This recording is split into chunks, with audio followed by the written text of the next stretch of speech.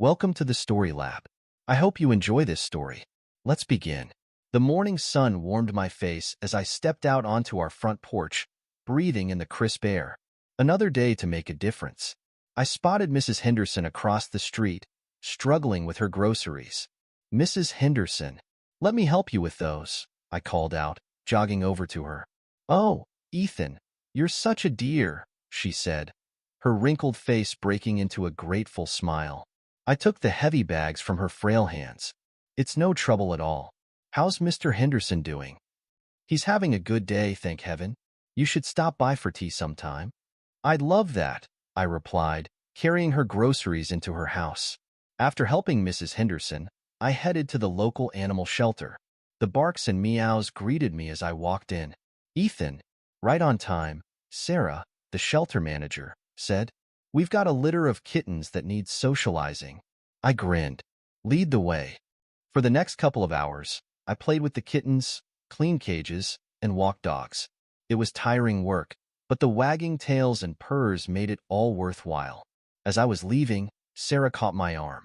Ethan, I don't know what we'd do without you. You're a godsend. I shrugged off the compliment. I'm just doing what anyone would do.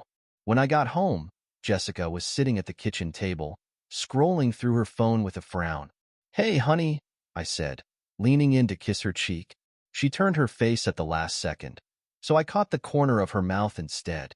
You smell like wet dog, she said, wrinkling her nose. I chuckled.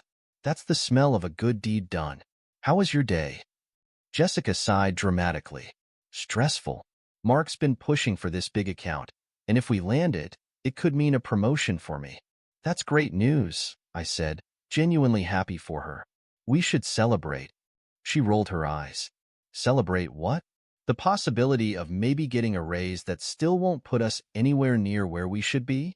I felt my smile falter. Jess, we're doing fine. We have a roof over our heads, food on the table. Yeah, and a car that's falling apart and a wardrobe that's years out of date, she snapped. Do you know what Melissa wore to work today?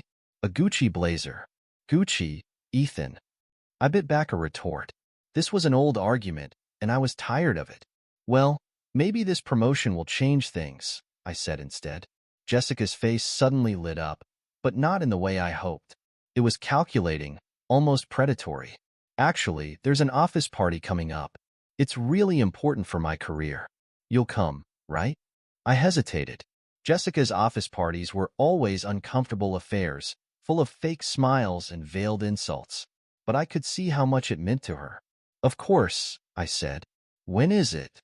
This Friday, she replied, already turning back to her phone. Wear that blue suit I bought you last year. And try not to talk about the shelter too much. It makes us sound poor. I nodded, swallowing the hurt her words caused. Sure thing, honey. I'll be on my best behavior. As I watched Jessica scroll through her social media, comparing our life to her friends' carefully curated posts, I couldn't help but wonder when things had changed between us. When had my wife become so dissatisfied with our life? With me? I shook off the thought. It was just stress from work. Once she got this promotion, things would get better. They had to. Little did I know, this office party would be the beginning of the end. But as I stood there in our kitchen, watching my wife's face illuminated by her phone screen, I still believed in us. I still believed in her. I was a fool. The moment we stepped into the venue, I felt out of place. The room was awash with designer suits, glittering jewelry, and the unmistakable air of wealth. Jessica's hand tightened on my arm, her nails digging into my skin through the fabric of my suit. Remember, she hissed, best behavior. These people are important. I nodded, plastering on a smile. Got it. I'll be charming. Jessica's lips tightened. Just don't overdo it. Before I could respond, we were approached by a group of Jessica's coworkers. I recognized a few faces from previous events, but most were strangers to me. Jessica, you made it, a woman in a slinky red dress exclaimed. Her eyes flicked to me, a hint of curiosity in them. And this must be your husband. Ethan, I said, extending my hand. It's a pleasure to meet you. Clarissa, she supplied, her handshake firm. Jessica's told us so little about you. I chuckled. ignoring the sting of her words. Well, I'm not nearly as interesting as the work you all do. I'd much rather hear about that. As we chatted, I could feel Jessica's tension radiating off her. I did my best to keep the conversation light, asking about their work and sharing amusing anecdotes when appropriate. To my surprise, I found myself enjoying the interaction. You volunteer at an animal shelter? Clarissa asked, her eyes wide. That's amazing. I've always wanted to do something like that, but never found the time. I smiled. It's incredibly rewarding. If you're ever interested, I'd be happy to show you around. I'd love that, Clarissa said, her smile genuine. Jessica's grip on my arm tightened painfully. Ethan, darling, why don't you get us some drinks? I nodded, excusing myself. As I made my way to the bar, I noticed a young woman standing alone, looking uncomfortable. She couldn't have been more than 25, and her dress, while nice, wasn't nearly as expensive as those around her. First time? I asked, sidling up next to her. She jumped slightly, then gave me a sheepish smile. Is it that obvious? I laughed. Only to a fellow fish out of water. I'm Ethan. Laura, she replied. I'm just an intern. I shouldn't even be here, but Mr. Thompson insisted all staff attend. Ah, the big boss, I said, nodding. I haven't had the pleasure of meeting him yet. Laura's face tightened almost imperceptibly. Consider yourself lucky. Before I could ask what she meant, Jessica appeared at my side. Ethan, what's taking so long with those drinks? Sorry, honey. I was just chatting with Laura here. She's an intern in your department. Jessica's eyes swept over Laura, dismissive and cold. Oh, yes, I think I've seen you around. Ethan, we should get back to the group. It was nice meeting you, Laura. As Jessica dragged me away, I glanced back at Laura. She gave me a small wave, her eyes filled with sympathy. I had a feeling she knew more than she was letting on. The night wore on, and I found myself actually enjoying some of the conversations. People seemed genuinely interested in my volunteer work, and I even managed to make a few of them laugh with my stories. Jessica, however, grew increasingly agitated. Every time I spoke, she would cut in, trying to steer the conversation back to work or to herself. I could see the annoyance in her eyes, the tight set of her jaw. Ethan, darling, she said, her voice sickly sweet. Why don't you tell them about that time you mixed up the dog food orders? You know, when you accidentally fed the Chihuahuas the Great Dane food? The group laughed, but it wasn't the warm laughter from before. This was uncomfortable, forced. I felt my cheeks heat up. It was an honest mistake, I said, trying to keep my voice light. And hey, those Chihuahuas had never been so full in their lives. More laughter, this time genuine. Jessica's face darkened. Suddenly, the room hushed. A man had entered, tall and imposing, with salt and pepper hair and a smile that didn't reach his eyes. Mark Thompson had arrived. He made his way through the crowd, shaking hands and exchanging pleasantries. When he reached us, Jessica straightened, her entire demeanor changing. Mark, she exclaimed, her voice higher than usual. So glad you could make it. Mark's eyes roamed over Jessica, lingering in places they shouldn't. Jessica, always a pleasure. And this must be the famous Ethan. We shook hands, his grip unnecessarily firm. Nice to meet you, sir, I said. Mark grinned, all teeth. Please call me Mark. We're all friends here. He turned to the group. You know, I was thinking of getting a dog. Maybe Ethan here can give me some tips on which breed pisses on the carpet the least. The group erupted in laughter. Jessica's laugh was the loudest, her eyes shining as she looked at Mark. I felt my stomach turn. Actually, I said, my voice steady, if you're looking for a dog, I'd be happy to introduce you to some of our rescues. They're all house-trained and in need of good homes. Mark's smile faltered for a moment before returning, sharper than before. How charitable of you, Ethan. But I think I'll stick to purebreds. Less baggage, you know? I bit my tongue, forcing a smile. To each their own. The conversation moved on, but I couldn't shake the unease that had settled over me. The way Jessica looked at Mark, the way she laughed at his crude jokes, it all felt wrong. As the night wore on, I found myself drifting back to Laura. She was still by herself, nursing a glass of wine. "How are you holding up?" I asked. She gave me a weak smile. "About as well as can be expected. Your wife seems intense." I chuckled. "She's just stressed about work. This party is important to her." Laura's eyes darted to where Jessica was standing, hanging on Mark's every word. "I'm sure it is." There was something in her tone that made me pause. "Laura, is there something?" "Ethan." Jessica's voice cut through the crowd. "Come here. Mark wants to tell you about his new yacht." I sighed. Duty calls. "It was nice talking to you, Laura." As I walked away, I couldn't shake the feeling that I was missing something important, something that everyone else seemed to know. The party was winding down, the crowd thinning as people made their excuses and headed home. Jessica had been by Mark's side all night, laughing too loudly at his jokes, touching his arm more often than necessary. I tried to tell myself it was just networking, just her trying to secure that promotion. But the knot in my stomach told a different story. "I need to use the ladies' room," Jessica announced suddenly, her words slightly slurred. "I'll be right back." I watched her weave through the remaining guests, noticing how she stumbled slightly in her high heels. Something wasn't right. Jessica could usually hold her liquor better than this. "You okay, man?" a voice asked. I turned to see Laura, concern etched on her face.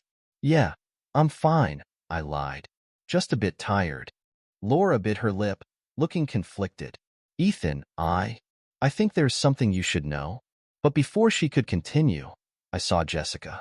She wasn't heading towards the restrooms. Instead, she was making her way towards a hallway on the other side of the room. Mark Thompson was nowhere to be seen. "Excuse me," I said to Laura, my voice tight. "I need to check on something." I followed Jessica at a distance, my heart pounding in my chest. She glanced around furtively before slipping into a room. The door didn't close completely behind her. I approached slowly, telling myself I was being paranoid. There had to be a reasonable explanation for this. Maybe she was feeling sick and needed a place to lie down. Maybe she was making a private phone call. But as I neared the door, I heard voices. Mark's deep baritone, followed by Jessica's breathy laugh. "You know promotions come with a small price," Mark was saying, his tone smug. "I'm willing to pay," Jessica replied, her voice husky with desire. My world tilted on its axis. I pushed the door open, the scene before me searing itself into my brain. Jessica was on her knees in front of Mark, her hands on his belt. They both turned to look at me, Jessica's eyes wide with shock. Mark's narrowed in annoyance. For a moment, nobody moved. Nobody spoke. The only sound was the distant chatter of the remaining partygoers, oblivious to the drama unfolding in this small room. Then, something inside me snapped. With a roar of rage, I lunged at Mark. My fist connected with his jaw, sending him stumbling backward. I tackled him to the ground, all the hurt and betrayal fueling my actions. "Ethan, stop!" Jessica screamed, but her voice sounded distant, unimportant. I landed another punch, feeling a sick satisfaction as Mark's nose crunched under my knuckles.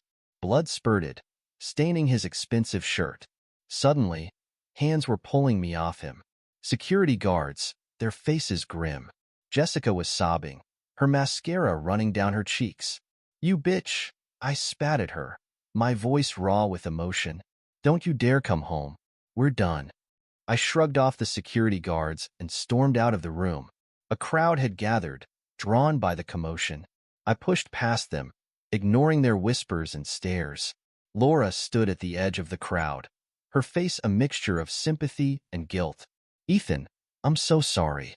I should have told you sooner." I paused, looking at her. "How long?" She swallowed hard. "Months. It's been an open secret in the office." I nodded, a cold calm settling over me. "Thank you for your honesty, Laura. At least someone in this godforsaken place has some integrity." As I walked out of the building, my mind was already racing. This wasn't over. Not by a long shot. Jessica and Mark thought they could humiliate me, betray me. They had no idea what was coming. I pulled out my phone and dialed a number I hadn't used in years. "Alex? It's Ethan. I need your help. It's time to call in that favor you owe me." As I hung up, a grim smile spread across my face. They wanted to play games? Fine. But they were about to learn that I played to win. And I played for keeps. The morning after the disastrous party, I sat in my living room, nursing a cup of coffee and a bruised hand. The house felt empty without Jessica, but I pushed aside any lingering sentimentality. She'd made her choice. A knock at the door pulled me from my thoughts. I opened it to find Laura standing there, looking nervous. Ethan, hi. I hope it's okay that I came by. I got your address from the employee directory. I stepped aside to let her in. It's fine, Laura. Come in. She entered, her eyes darting around the room. I wanted to check on you after, well, you know. I nodded, gesturing for her to sit. I appreciate that. How bad is the fallout at the office? Laura sank onto the couch, wringing her hands. It's not great. Everyone's talking about it. Mark's trying to spin it as you being unstable and jealous. I snorted. Of course he is. What about Jessica? She hasn't been in. Word is she's staying at Mark's second apartment. The information hit me like a punch to the gut, but I kept my face neutral. I see. Laura, I need to know everything. How long has this been going on? Laura took a deep breath. Months, maybe even a year. It started with little things, late nights at the office, private meetings. Then people started noticing how they looked at each other. The inside jokes. It became an open secret. And no one thought to tell me? I couldn't keep the bitterness out of my voice. I wanted to, Laura said, her eyes pleading, but I was scared. Mark has a lot of power, and I'm just an intern. I'm so sorry, Ethan. I reached out and patted her hand. It's not your fault, Laura. You're the only one who's been honest with me. Thank you for that. She smiled weakly. So what are you going to do now? Before I could answer, there was another knock at the door. I opened it to find a familiar face, Detective Alex Monroe, my old friend from college. Ethan, he said, pulling me into a brief hug. I came as soon as I could. You sounded rough on the phone last night. I ushered him in, making introductions. Alex, this is Laura. She works with Jessica. Laura, this is Detective Alex Monroe, an old friend. Alex's eyes narrowed as he looked at Laura. Can she be trusted? I nodded. She's been more honest than anyone else in this mess. Alex sat down, his expression serious. All right, Ethan, tell me everything. For the next hour, I laid it all out: the party, the betrayal, everything Laura had told me about the affair. Alex listened intently, occasionally jotting notes in a small notebook. When I finished, he leaned back. That's one hell of a situation, buddy. What do you want to do about it? I met his gaze, my resolve hardening. I want to destroy them, Alex. Both of them. They humiliated me, made a fool of me. I want them to lose everything. Laura gasped softly, but Alex just nodded. I figured as much. But we need to be smart about this. If we're going to take them down, we need concrete evidence. Stuff that'll hold up in court if it comes to that. What kind of evidence? I asked. Financial records, emails, text messages. Anything that proves Mark's been abusing his position or embezzling funds. And we need proof of Jessica's involvement. I turned to Laura. Do you think you could help us with that? She hesitated for a moment, then nodded firmly. Yes, I have access to a lot of files as Mark's intern, and I know where he keeps the sensitive stuff. It's risky, Alex warned. If you get caught. I don't care, Laura said, her voice stronger than I'd ever heard it. What they did to Ethan was wrong, and I'm tired of being afraid of Mark. I felt a surge of gratitude towards her. Thank you, Laura. We'll be careful, I promise. Alex stood up, pacing the room. Okay, here's what we do. Laura, you gather what you can from the office. Be discreet, don't take any unnecessary risks. Ethan, you focus on Jessica. Check your joint accounts, credit card statements, anything that might show unusual activity. What about you? I asked. He grinned, a predatory glint in his eye. I'll do some digging on Mark. Something tells me a guy like that has skeletons in his closet. We just need to find them. As they prepared to leave, I felt a glimmer of hope for the first time since the party. Thank you both. I don't know what I'd do without you. Laura squeezed my arm gently. We've got your back, Ethan. Alex nodded, his face serious. We'll make them pay, buddy. Just remember, This isn't going to be quick or easy. I met his gaze, my resolve unwavering. Let's take them down. As they left, I turned back to the empty house. It no longer felt lonely. Instead, it felt like the calm before a storm. And I was ready to unleash that storm on Jessica and Mark with everything I had. Over the next few weeks, our plan unfolded with meticulous precision. Laura proved to be an invaluable asset, her position as Mark's intern providing us with a goldmine of information. "Ethan, you won't believe what I found," Laura said one evening. Her voice hushed even though we were alone in my living room. I leaned forward, eager. "What is it?" She pulled out a USB drive, her hands shaking slightly. "Financial records. Mark's been cooking the books for years. Embezzlement, fraud, you name it." I took the drive, feeling its weight in my hand. "This is huge, Laura. How did you get it?" "I volunteered to stay late," said I wanted to organize some files. "Mark trusts me because he thinks I'm too scared to cross him." A small, satisfied smile played on her lips. "He has no idea." Just then, Alex burst through the door, his face flushed with excitement. "You two aren't going to believe this." He spread out a series of photographs on the coffee table. They showed Mark in various compromising positions with several women, none of them Jessica. "Looks like your wife isn't the only one he's been screwing," Alex said. I felt a mixture of disgust and vindication. "Does Jessica know?" Alex shook his head. "I don't think so. But that's not even the best part." He pointed to one particular photo. "See this woman? That's the wife of Mark's biggest client.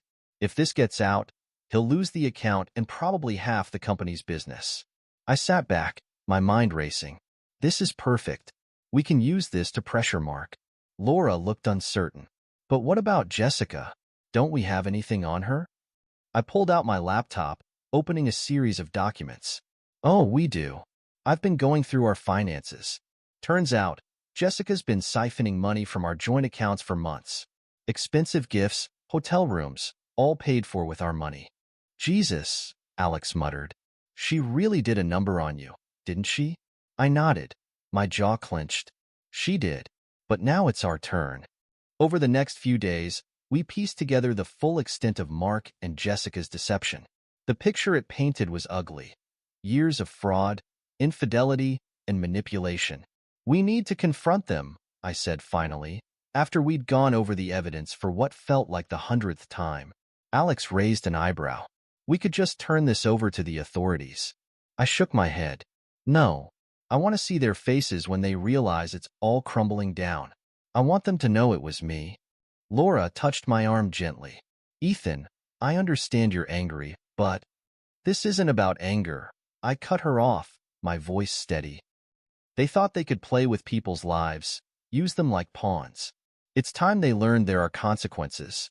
Alex and Laura exchanged a look, then nodded. "All right," Alex said. "How do you want to do this?" I laid out my plan, watching their expressions shift from concern to understanding, and finally, to determination. "It's risky," Alex warned. "If this goes wrong—" "It won't," I assured him. "They're arrogant. They think they've won. That'll be their downfall." As we finalized the details, I felt a surge of anticipation. Soon, very soon, Jessica and Mark would learn the true meaning of betrayal. The stage was set. My house, once a symbol of the life Jessica and I had built together, was now the backdrop for their downfall. Hidden cameras were strategically placed, ready to capture every moment of their humiliation. I paced the living room, my heart pounding with a mixture of anticipation and righteous anger. The doorbell rang, right on time. Taking a deep breath, I opened the door. Jessica stood there, looking as beautiful as ever in a sleek black dress. Behind her, Mark loomed, his usual smug expression in place. "Ethan," Jessica said, her voice soft, "thank you for inviting us. I know this can't be easy." I forced a smile, stepping aside to let them in. "Come in. We have a lot to talk about." They entered, their eyes darting around the room. I could see the calculation in their gazes, probably trying to figure out what angle I was playing. "Can I get you anything to drink?" I asked, playing the perfect host. Mark cleared his throat. "Scotch, if you have it." "Just water for me," Jessica added. I nodded, moving to the bar cart. As I poured their drinks, I caught Mark's reflection in the mirror. He was smirking, probably thinking he had the upper hand. If only he knew. We settled into the living room, an uncomfortable silence stretching between us. Finally, Jessica spoke. "Ethan, I know you must have a lot of questions. I want you to know that what happened, it wasn't planned. It just... Save it." I cut her off, my voice cold. "I didn't invite you here for explanations or apologies." Mark leaned forward, his brow furrowed. "Then why did you invite us, Ethan? Surely not for a friendly chat." I smiled, and I saw them both flinch at the edge in it. "No, not for a chat. I invited you here to give you a choice." "A choice?" Jessica echoed, confusion evident in her voice. I nodded, reaching for a folder on the coffee table. "Yes, a choice. You see, I've been doing some digging since that night at the party, and what I found was illuminating." I spread out the contents of the folder: financial records, emails, photos. Mark's face paled as he recognized some of the documents. "Where did you get those?" he demanded, his composure cracking. "That's not important," I replied calmly. "What's important is what they show. Embezzlement, fraud, infidelity. You've been busy, Mark." Jessica's eyes widened as she looked at the photos of Mark with other women. What is this?" "This, my dear, is the truth," I said, my voice dripping with sarcasm. "The truth about the man you threw away our marriage for." Mark stood up abruptly. "This is ridiculous. You can't prove any of this." I raised an eyebrow. "Can't I?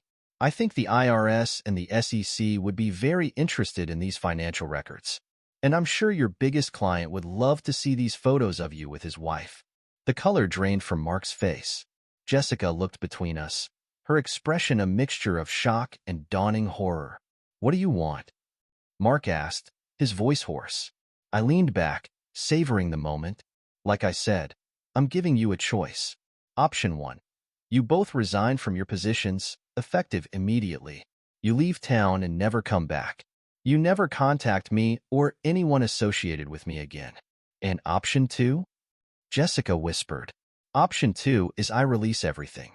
To the authorities, to the media, to everyone. Your careers will be over. Your reputations, destroyed. You'll probably both end up in prison." The room was silent for a long moment. Then Jessica broke.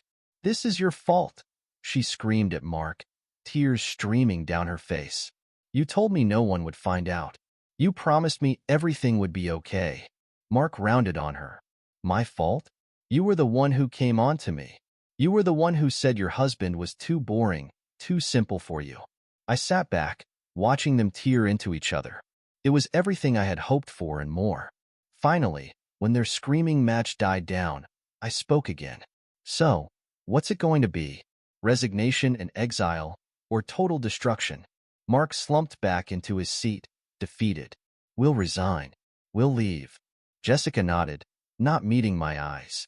"I'm so sorry, Ethan. I never meant for it to go this far." I stood up, my face impassive. "Your apologies mean nothing to me, Jessica. I want you both out of my house and out of my life. You have 48 hours to resign and leave town. If you're still here after that, I start making phone calls." They nodded, shuffling towards the door. As Jessica passed me, she paused. "I did love you, you know. Once." I looked at her, feeling nothing but cold satisfaction. "No, Jessica. You loved what I represented. Stability, kindness, loyalty. But you never loved me. If you had, we wouldn't be here now." As the door closed behind them, I let out a long breath. It was over. I had one. Alex and Laura emerged from the back room where they had been monitoring the hidden cameras. "That was intense," Laura said, her eyes wide. Alex clapped me on the shoulder. "You did good, buddy. How do you feel?" I thought about it for a moment. Relieved, satisfied, ready to move on. As we began to clean up the evidence of our sting operation, I felt a weight lift off my shoulders. Jessica and Mark were out of my life, and I had my integrity intact. The road ahead wouldn't be easy, but for the first time in a long time, I felt hopeful about the future. Whatever came next, I knew I could handle it. After all, I had survived betrayal and come out stronger. Anything else life threw at me would be a cakewalk in comparison. The morning sun streamed through the windows as I sipped my coffee, savoring the quiet of my home. It had been a week since Jessica and Mark's hasty departure, and the dust was finally beginning to settle. I scrolled through my phone, checking the news for any mentions of their resignations. So far, nothing but vague statements about pursuing other opportunities. Good. They were sticking to the plan.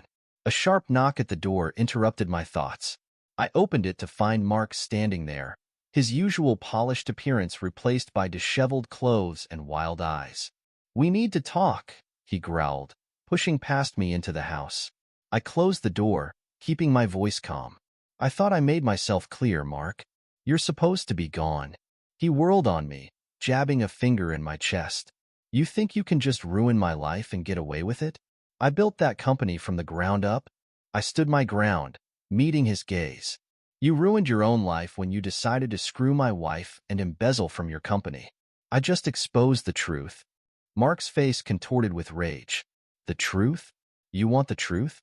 Here's the truth for you." He pulled out a manila envelope from his jacket. "I've got dirt on you too, Ethan. That animal shelter you love so much? I've got proof you've been skimming donations." I felt a chill run down my spine but kept my face neutral. "That's a lie and you know it." He smirked, waving the envelope. "Does it matter? Once I release this to the press, your reputation will be in tatters. How does it feel to be on the other side, huh?" I stepped closer, my voice low and dangerous. "Is that really the game you want to play, Mark? Because I can assure you, I have a lot more ammunition than you do." "You're bluffing," he spat. I pulled out my phone, dialing a number. "Am I? Let's find out. Hello, is this the SEC? I have some information about Mark Thompson, former CEO of..." Mark's eyes widened in panic. He lunged for the phone, but I easily sidestepped him. Okay, I'll back off. Just don't make that call." I ended the call, fixing Mark with a cold stare. "This is your last warning. Leave town, leave me alone, or I start making real calls. Understood?" He nodded, defeated. As he slunk towards the door, he paused. "She never loved you, you know? Jessica. She was always too good for you." I laughed, the sound harsh in the quiet room. "And yet, here you both are, running away with your tails between your legs. Goodbye, Mark. I better not see you again." As the door closed behind him, I let out a breath I didn't realize I'd been holding. I picked up my phone again, this time calling Alex. "Hey, it's me. We might have a problem. Mark just tried to blackmail me." "No, I handled it, but we need to be prepared. He might try something desperate." After hanging up, I sat heavily on the couch. The victory I'd felt a week ago was tainted now. Mark's words echoed in my head. "She never loved you." I pushed the thought aside. It didn't matter now. What mattered was staying one step ahead of whatever Mark might try next. Weeks passed, and true to their word, Jessica and Mark vanished from town. The scandal of their sudden departures had died down, replaced by new gossip and corporate intrigues.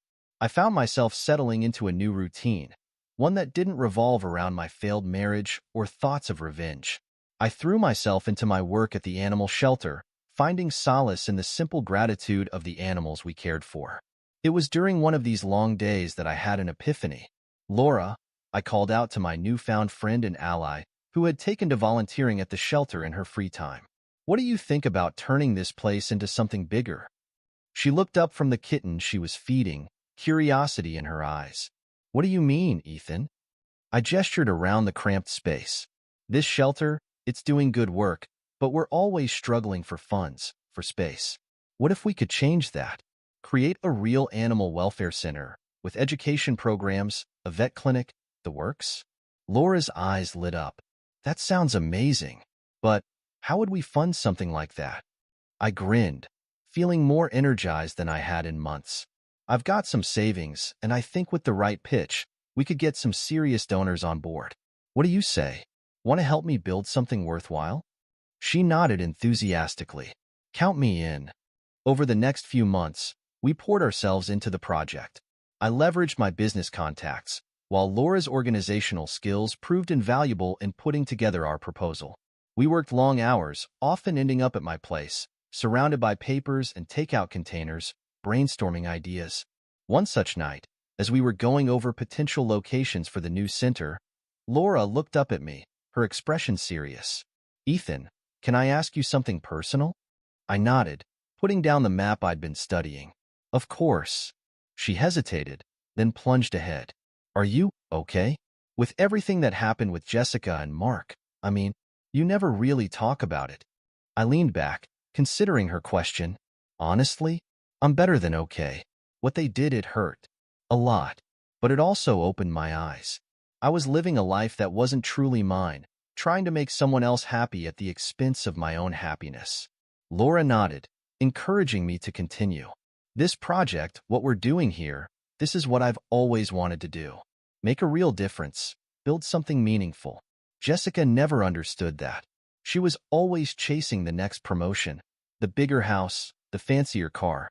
I thought that's what I wanted too, but now I see it was all empty.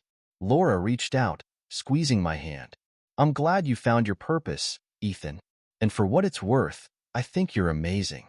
Jessica was a fool to let you go. Our eyes met, and for a moment, I felt a spark of something I hadn't felt in a long time. But before I could examine it further, my phone buzzed with a new email alert. "Oh my God," I breathed, scanning the message. "Laura, we got it. The Harrison Foundation wants to be our primary donor. They're offering us full funding for the first year." Laura squealed with delight, throwing her arms around me in a spontaneous hug. As we celebrated our victory, I felt a warmth spreading through my chest. This, right here, was what happiness felt like, and I'd found it not in the trappings of wealth or status, but in pursuing a dream and surrounding myself with people who truly cared. The road ahead would be challenging, I knew. Building our new animal welfare center from the ground up would take all our energy and resources. But for the first time in a long time, I was excited about the future. Whatever came next, I was ready to face it head on. Months flew by as Laura and I threw ourselves into bringing our animal welfare center to life. The Harrison Foundation's funding had opened doors we never thought possible, and our dream was rapidly becoming a reality. We were in the final stages of construction when the call came that would throw everything into chaos once again. "Ethan Caldwell?" a stern voice asked when I answered my phone. "Yes, that's me. Who's this?" "This is Detective Johnson from the Fraud Division. We need you to come down to the station for questioning regarding some financial irregularities at your animal welfare center." My blood ran cold. There must be some mistake. Our books are completely in order. "That's not for you to decide, Mr. Caldwell. Be at the station in an hour, or we'll come to you." The line went dead, leaving me in stunned silence. I immediately called Alex. "Alex, I need your help. The police want to question me about fraud at the center. This has to be Mark's doing." Alex's voice was stern. "I was afraid he might try something like this." "Don't worry. I'll meet you at the station. Don't say anything without me there." An hour later, I sat in a cold interrogation room, Alex by my side, facing Detective Johnson and his partner. "Mr. Caldwell," Johnson began, "we have evidence that suggests you've been embezzling funds from your animal welfare center. Care to explain?" I leaned forward, my voice steady. "Detective, I can assure you that every penny donated to our center has been accounted for and used appropriately. I'd be happy to provide you with our financial records." Johnson slid a folder across the table. "We already have your records, Mr. Caldwell, and they show some very interesting transfers to offshore accounts." I opened the folder, my heart sinking as I saw the fabricated documents. They looked convincing, even to my eyes. "These are forgeries. I've never seen these transfers before in my life." "That's what they all say," Johnson's partner chimed in. "Face it, Caldwell. We've got you dead to rights." Alex intervened. "My client has no further comment at this time. We'll be providing evidence to refute these false allegations." As we left the station, my mind was reeling. "Alex, what are we going to do? If this gets out, it'll destroy everything we've built." Alex's face was set in determination. "We fight back. I've got some contacts in the cybercrimes unit. We'll trace these forgeries back to their source. And when we do, Mark Thompson is going to wish he'd never heard your name." The next few weeks were a blur of legal meetings, forensic accountants, and sleepless nights. Laura stood by me through it all, her unwavering support a beacon in the storm. "I know you're innocent, Ethan," she said one night as we pored over financial documents. "We'll prove it, no matter what it takes." Finally, after what felt like an eternity, we got the break we needed. Alex burst into my office, triumph written all over his face. "We got him, Ethan." My contact traced the forgeries back to an IP address registered to Mark Thompson. He was sloppy, didn't cover his tracks well enough. Relief washed over me, quickly replaced by a cold determination. "What's our next move?" Alex grinned. "We take this to the DA. With this evidence, we can not only clear your name but put Mark away for a long time." The trial that followed was a media sensation.